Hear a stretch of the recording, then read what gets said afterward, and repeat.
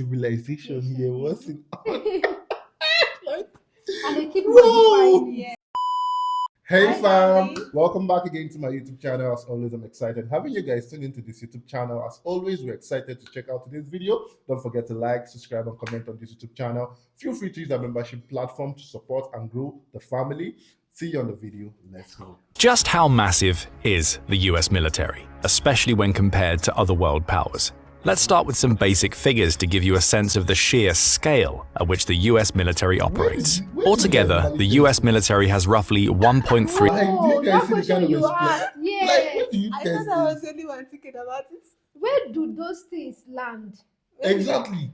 I think they have a big mass of land where they test military. Yeah, there was one time I saw something about Alaska. That's where they have their Military military base. base, I yeah. think that is where they do most I of know their it's so testing and most of big. their The parts of square Alaska. meter is crazy. So But regardless, I can't be near that place. I don't think people don't really stay around because yeah. of the It's just a military. humidity. Wow. 3 million active personnel, putting it in either third or fourth place in terms of the largest militaries. The first two spots, China and India, should be a given, considering that they have roughly triple the population of the US. Russia has roughly the same number of active military personnel, but its military numbers have significantly changed from one year to the next, especially as global geopolitics saw Russia distance itself from NATO. When comparing the size of the US military with that of China and India, a clear pattern emerges. China, a country with a population of roughly 1.41 billion, with a B, has roughly 2.03 million active personnel in its military. India, with a slightly higher population, estimated at 1.42 billion, has 1.45 million active personnel. And then there's the US, with a population of just 336 million. Even at a glance, the population metrics suggest that the US is much more militarized compared to China and India, considering that its ratio of active personnel to population is almost. What does that mean by military? Wait. India has over 1.4 1.42 billion population. China 1.41 billion population. Is it 1 point? It's Yeah. 1.3. I think it's No, 1. China is 1.41, while India is 1.42. Okay. China's military strength is 2 million, while Indian is 1 point something million. While US is just 300 and something million. And yet 1.3. they have 1.3 military presence. Come You can on. tell the minds of the people there. Come on. Yeah. Which means if they actually have over a billion population, So that no will be military Yeah. will rank them. No military personnel will rank them. Yeah, and I think also is the patriotic spirit of the citizens. Yeah. Yeah, that's another thing. almost triple the size. Of course, these are all figures from 2024, although the numbers, or rather the relative differences between them, haven't changed much over the past decade. But perhaps the mind-blowing scale of the US military is more evident in the fact that the US military is by far the biggest spender among the world's veritable superpowers. In fact, if you look at the biggest military budgets, the US military accounts for 40% of the entire world's military budget for national armies. That's 2/5 of the money the world spends on national defense, all wrapped up in the US military.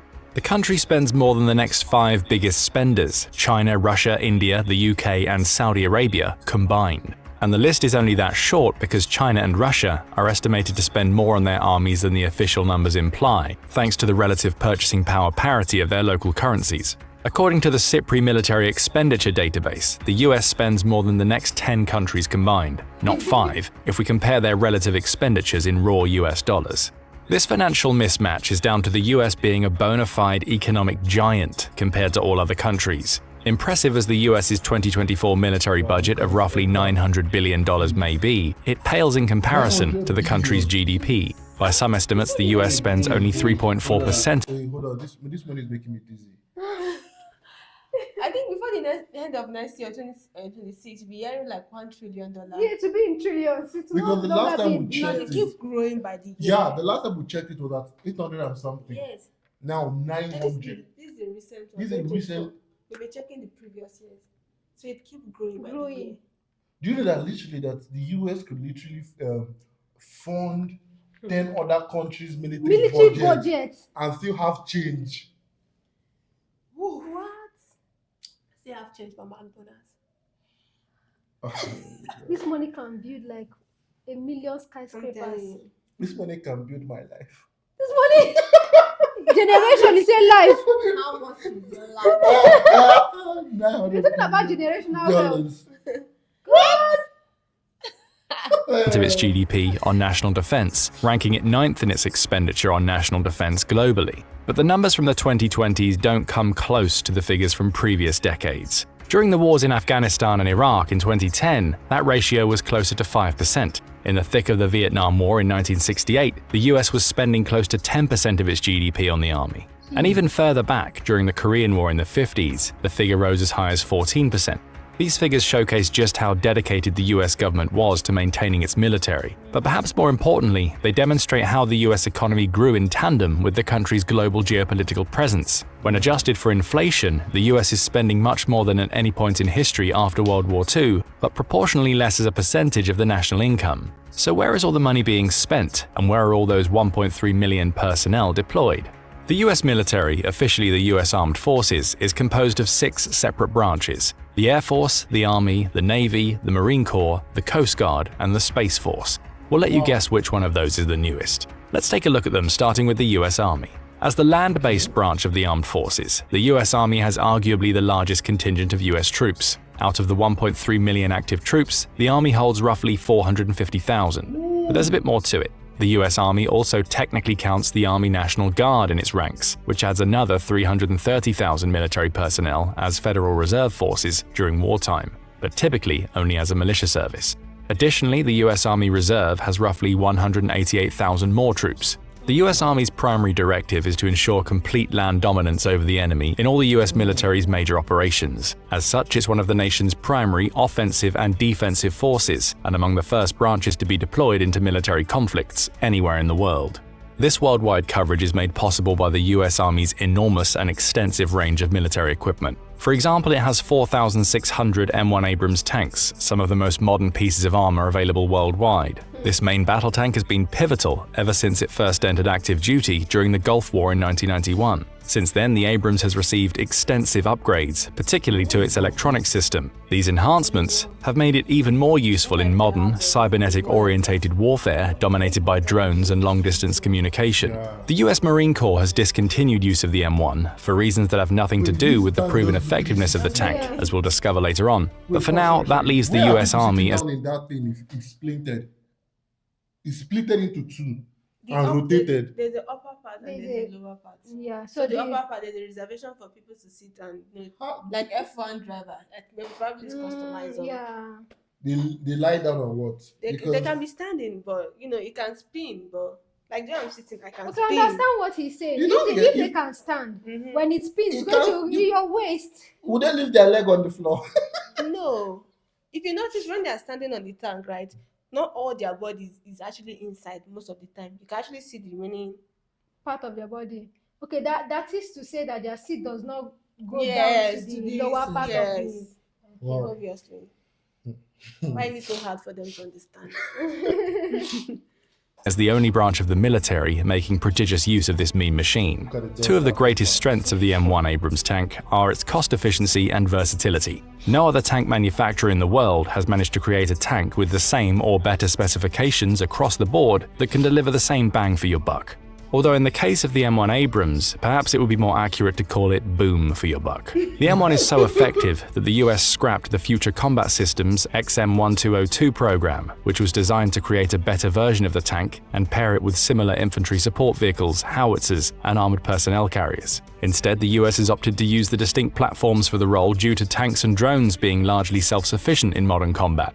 The M1 Abrams has also shown its worth in the Russo-Ukrainian war, squaring up to its Russian counterpart, the T-90. The stats for the T-90, or more precisely, the alarming rate at which the Russians have been losing them, demonstrate the reliability of the US-made tanks by comparison. It could conceivably become a fairer fight in the future, as Russia has actually put into motion designs that should theoretically replace its T-90 main battle tanks with the more formidable T-14 Armata. However, while the initial platform to manufacture the Armatas was launched in 2010, the tanks have yet to see the light of day nearly 15 years later.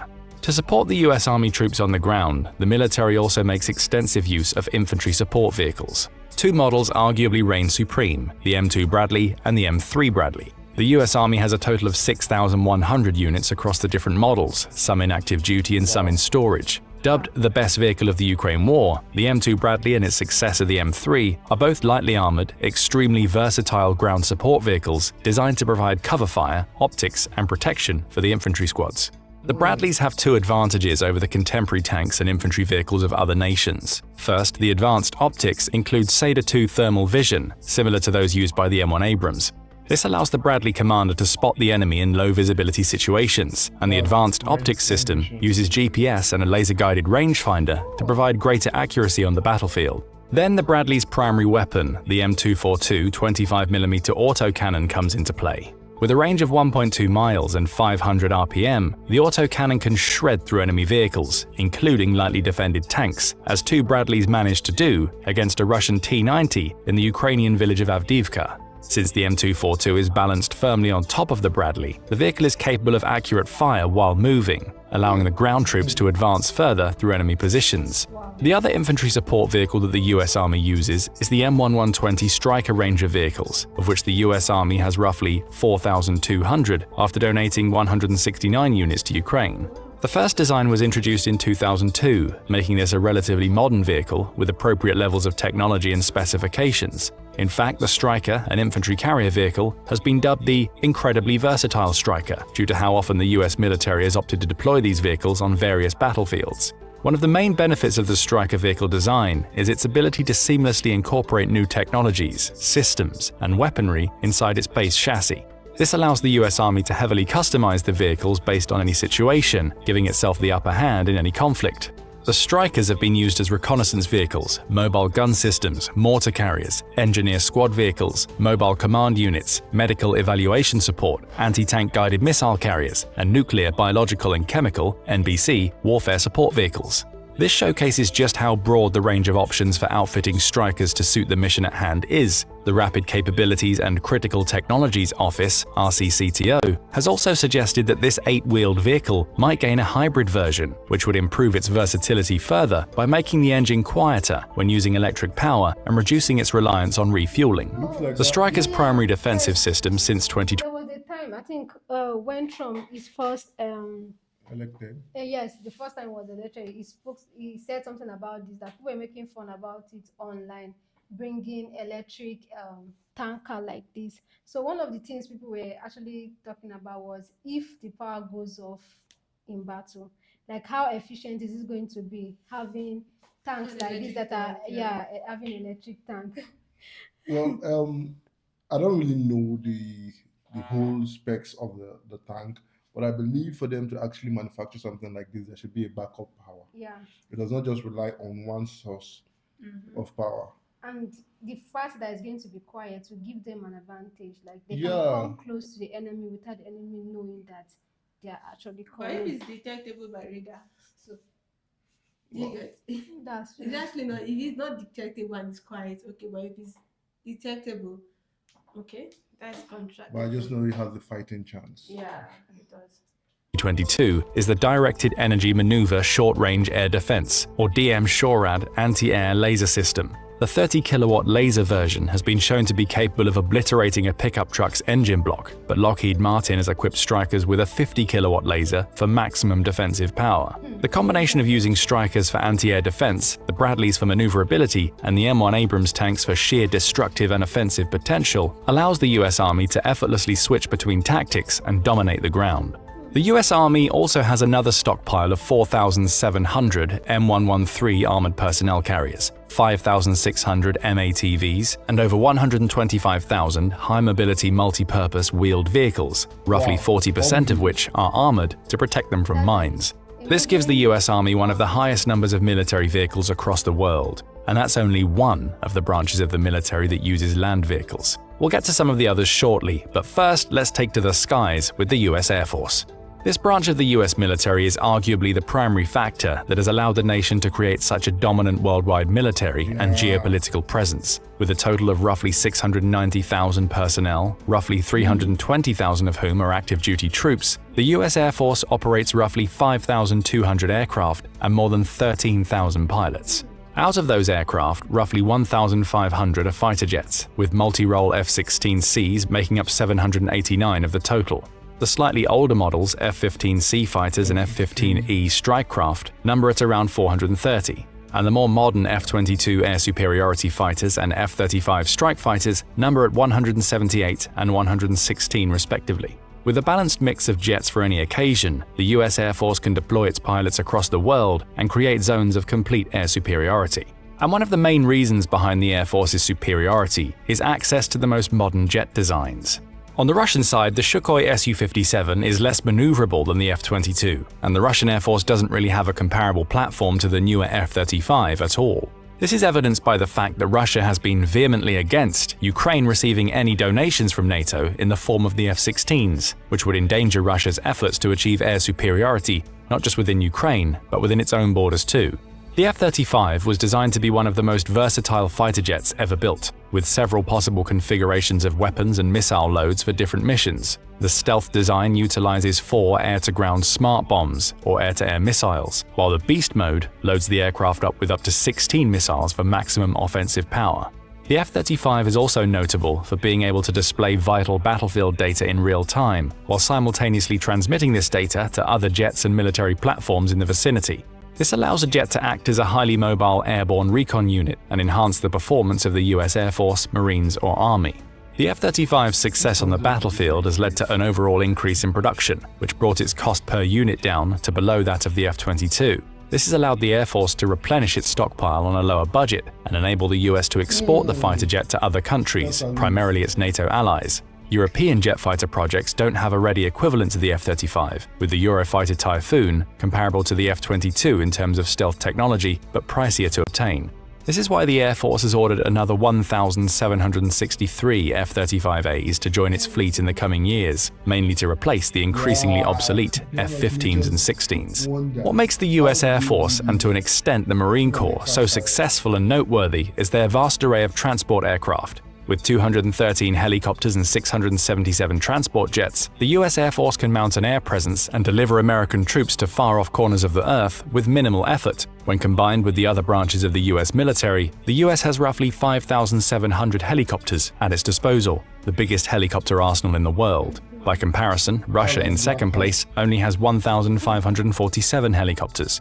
This indicates the massive tactical and strategic gap between the countries when it comes to aerial infantry support. The third major component of the US military is its Navy.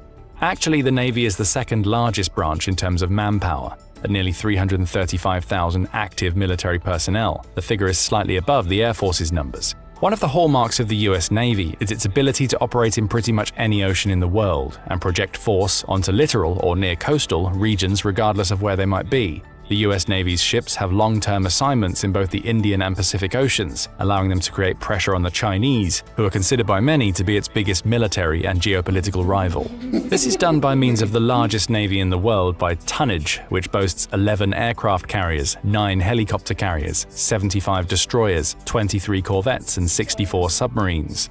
To put things into perspective, the Chinese Navy has only 2 aircraft carriers at present. Russia has 1, and the only other nations with any aircraft carriers at all are either members of NATO or India, which is a signatory to the Quad Alliance alongside the US. Even then, the maximum number that any of these nations have is just 2. In fact, the US has more carriers than the rest of the world combined. For the second naval category, destroyer-type ships, the next highest ranked is China with just 49 destroyers, while Japan, another Quad signatory, comes in third with 36. The Navy's aircraft carriers are classed into Nimitz and Gerald R. Ford-type ships, with 10 Nimitz-class carriers and 1 Ford-class carrier in active use. The Ford-class carriers are the newest designs, with 2 such more carriers under construction and an additional one on order.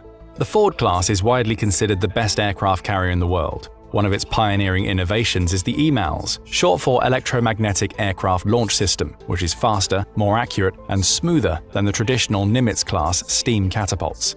According to the Navy's estimates, the new system should increase. You guys really notice something. You can see that this ship top is just flat. Yeah. Like a normal word. Yeah. What happens when there is a storm? Why am I thinking this? Like these guys are just navigating on This thing water. can I withstand think storm. it's built to withstand Stand storm. This is just the top of it. Yes. It has the downward is as big as See the way these guys are walking, like it's just normal earth, like normal ground. yeah. Flat surface. Do you understand? Water should be. I thought water should be making the No, ship it's not. Because of like the this. wave, because of how big it is, the wave, the what they call that's the wave, right? crashes under. It cannot do Yeah. anything to it, no And matter it- the and it's storm, tall. and it's also tall And the too. feet is actually This is like a city. Yeah. Not even a building. The last a video we city. checked, they said it's a moving country, like a mini country. a moving community. A moving How did you community. guys assemble this pack? If look at the aircraft on top of it, as if it's just It's just thank Toy. you. It does not even occupy Quite so the much. space. Like it's so big. How did you get like which factory did you people use? Like I don't understand. Like how? Like this is these confusing guys me. are Like geniuses. Most time I think, where did they get this kind of Ideas. ideas from? And how do they And even when people say these implement? things, they get them from the spiritual world. I cannot but agree, because I can't imagine how their minds think. Like Only the Americans. believe you me, right? 100 years or maybe a million years to come right now, but people will now be looking at this thing and be like, there was civilization here. What's it? and they keep No. modifying it. Yes.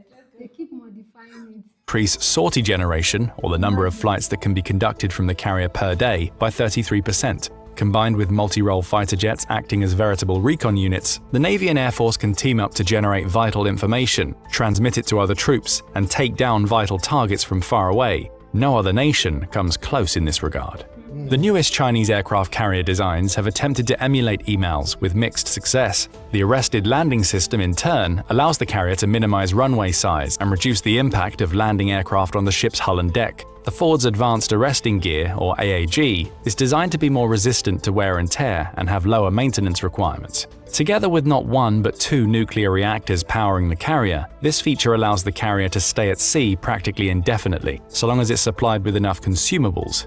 This is further helped by advancements in operating technology that have reduced crew requirements by up to 20% compared to the Nimitz. But despite the reduced crew size, the carrier is physically bigger than the Nimitz, which allows it to carry far more payload and host a multitude of quality of life enhancements for the working crew and stationed pilots. Considering that warfare in recent years has highlighted the effectiveness of long-range missiles and drones, the fact that the US Navy is building not one, but three more carriers at present shows that the US Navy has the utmost confidence in the Ford's ability to project force, outcompete foreign carriers, and provide vital sea and air support to other branches of the US military. But for all that power, the US Navy and Air Force can't project as directly as the Marine Corps can. With a combination of infantry, navy, aerial, and expeditionary forces, the Marines are designed to be the primary sea-to-land littoral combat units and special forces of the US military.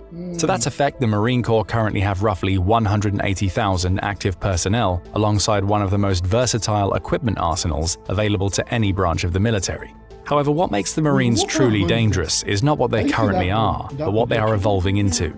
Historically, the Marines have been used as naval-based support infantry and special forces. However, with China arguably being the US's biggest military and economic competitor, the bulk of the Marine Corps is being updated to match modern military standards and tactics. In particular, the Force Design Plan is intended to heavily cut Marine Corps expenditure and transport costs. One of the main ways this is being done is by discontinuing the use of M1 Abrams tanks as one of the Corps' main armor vehicles, as mentioned earlier. Additionally, the Marines are no longer designed to take an active part in warfare. Instead, Marine Corps operations will be more catered toward littoral combat and area denial. In particular, the Marines are being outfitted with Mobile Long-Range Precision Strike Missile Systems, MLRPSM for short. This notion is exemplified by Marine Corps General Eric Smith's statement that if the Marines can sink one of your $1.5 billion ships with a $1.5 million missile, the Marines are a threat, and that may change the calculus. As such, the Marines are perhaps one of the few sectors of the US military where the focus is on streamlining and trimming the fat, so to speak. The Force Design Initiative should free up as much as $12 billion in Marine Corps funding to be allocated to other branches of the military. However, the Marines still have plenty of firepower to go around, evidenced by the fact that they are moving away from traditional HIMARS systems to the new Navy and Marine Corps Expeditionary Ship Interdiction System, or Nemesis. The Nemesis is designed to hit sea targets from the land. The way it will be ideally implemented in the Marine Corps is to have the Marines set up mobile bases on islands or military bases close to enemy Navy positions. In the case of China, this would likely be the islands in the South China Sea. This strategy would allow the Marines to effectively prevent China from utilizing its Navy, while allowing the US Navy to progress further into Chinese waters. With the Marines being effectively transformed into an anti-China unit, there's only one more frontier that warrants a mention, and it's one that few have gone to before.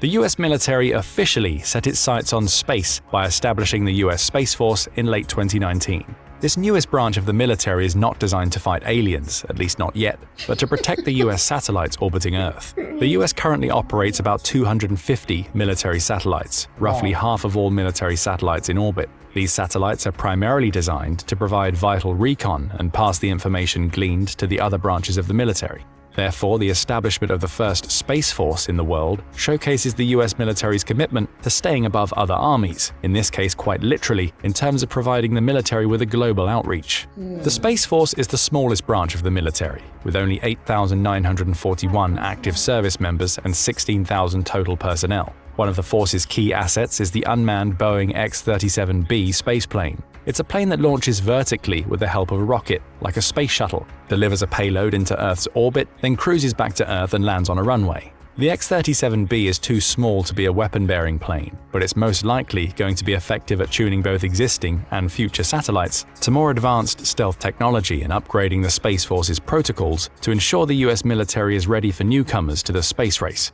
Speaking of the newest branch of the US military, how is it that it's growing at such a rate in the first place? Well, it isn't really. In fact, the US military has been shrinking for decades, and a big part of the reason is a lack of new recruits. The number of new recruits who go through boot camp has dropped by nearly 40% since 1987. In recent years, the US military has actually failed to achieve its recruitment targets, missing them by as much as 10,000 to 15,000 recruits per year, or roughly 20% of the total number of recruits. This trend is similar in most Western countries. One of the main reasons why this might be worrying for the US military is that the country doesn't have mandatory military service. While the US Congress can technically announce a draft, there hasn't been one since 1973, over 50 years ago. That means there's an entire generation or two of people who never experienced mandatory military service. Even worse, the willingness of young people to serve in the military seems to be at an all-time low. According to polls conducted by the Pentagon, less than 10% of people between 16 and 21 years of age expressed an interest in serving. Today, nearly 80% of new recruits come from families of military officers and service members, so the US military has effectively become a family business. Wow. But does this mean the US military is on the decline? Probably not. Despite the difficulties in achieving recruitment targets, the US military still remains by far the most advanced military in the world and is taking steps to convert the issue into an advantage. Vital branches of the force like the Marines have already started to plan for downsizing. New carriers have lowered crew requirements, and unmanned drone warfare is changing the way modern military conflicts are fought. These developments indicate that the US military plans to rely more on technology than people to power its offensive and defensive forces in the future.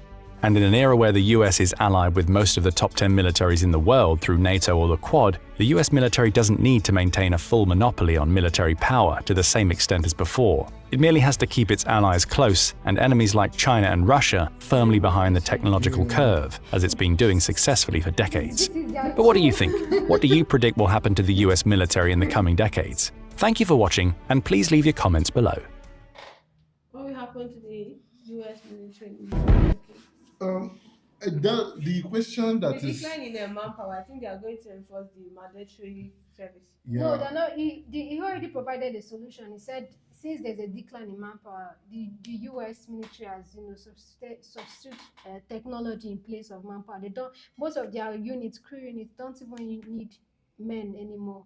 What they need is just technology, and they've really improved in that. but my That's what biggest he said. question is why are people no longer willing to serve in the military? Like, what is the cause of that? Should I say why? Why? You don't want to enjoy life. But they do. No, They don't, Because because military is all about passion again. I feel like most people have lost that. if you've gone through the US history, right, you know that the military is never about anything other than sacrifice, anything other than patriotism. Like, it has been the core value of its military standard. So it's not about, oh, don't you want to enjoy life? Or no, everybody wants to enjoy life. Even the military, they do enjoy life as well. You understand? But they do it protecting their nation. 50-50. You understand? They do it making sure that they remain protected. Because if they are not there, we can't be here. We can't be enjoying life. We can't. So their sacrifice is enormous. Wow. Me, I have always had this burning desire to join the military. The only reason I have not joined is because I don't really like my country's military. To be frank, if I was a US citizen, believe it or not, I would be in the Marine now, right now, speaking to you, defending my nation tooth to nail. So please, let's not. Come on, guys, come on. Honestly, but aside from that, Aside me saying enjoying life, there are other reasons why people don't want to join, and well, it's left to them. That's why it's called a reason. we just have to remember the sacrifices of the heroes Mm. that protected America once. Mm. I don't want the video to get very emotional, so I'm going to end there. You understand? But, American is not to be joked with. Check their arsenals, check their manpower. And the fact that they have actually entered the space dynamics, oh my God. That's massive. That's massive. That's massive. That's to show you how their dedication is in strengthening their military strength. And again, one of the things I also noted here is why they actually fight for land borders is because of this testing. Because the bigger the country, you have more opportunity to do more of this nuclear testing, and like you saw where they normally do it is mainly isolated. I think that's one of the reasons why they also fight for lands and want their borders to be big. Well, that's just our own speculation. Tell us what you think about it in the comment section, and do well to give me the details why most of you are not in the military. That was Thank you for sticking around to this part. Do not forget to like, subscribe, and comment on this YouTube channel. Feel free to join our membership to grow the family bigger. And to every single one of our members, we say a big thank you and a happy, or will I say coming Christmas? How do you say that word? But nevertheless, compliment of the season. yeah, compliment of the season. We love you and we're praying for you. We're wishing you well. Same goes out to every single member of the Valley family. See you on our next update. For now, remember, let's stand. Bye.